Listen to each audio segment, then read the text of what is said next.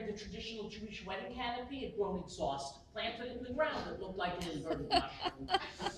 Well, when are they going to be back? The string quartet had completed its entire wedding repertoire twice and was now on its children's tunes. Look, Tom, wait another 4 or 5 minutes, but then come, we have got to get started. His bride, a bright-eyed beauty, guessed immediately what had happened. And welcome to another edition of Inoculative Expressions on the Go. I'm your host, Larno Cross, and I just saw this very talented storyteller named Judith Black.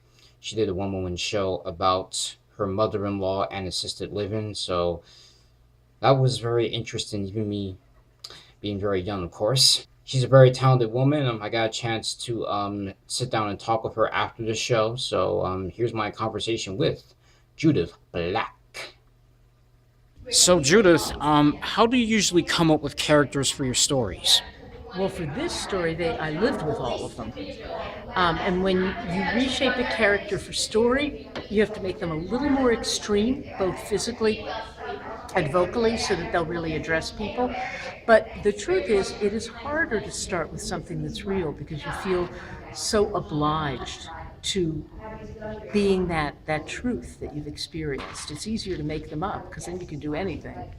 And was it like a tough time during this period for you? Like, even with some show that you did today? You mean the period that I told the story about? Yes. Oh, yeah. Yeah, I mean, the fight that you saw, the fight that took place in the kitchen, which was very funny in this version, was not very funny. I'm fighting with a man to care about his mother. So it wasn't funny, but to make it palpable and palatable to people, you kind of recreate it. And also, in hindsight, things always gentle a little, and you see them in a different way. And what is the ritual that you usually do before you get up and tell a story? Ooh, what a good question.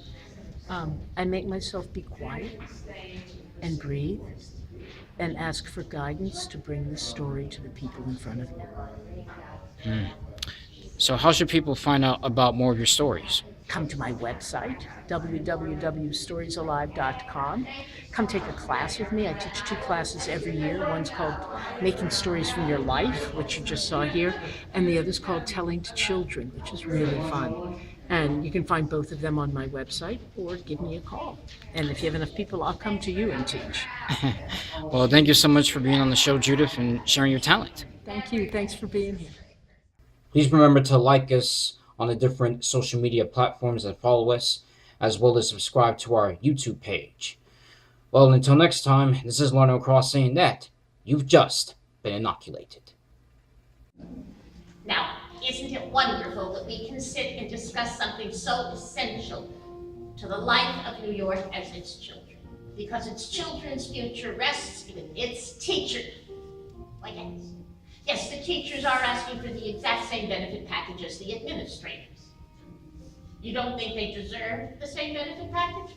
Well, let me ask a few questions. Do you believe that administrators stay up later at night, caring for their own children, grading papers, planning for the next day than teachers?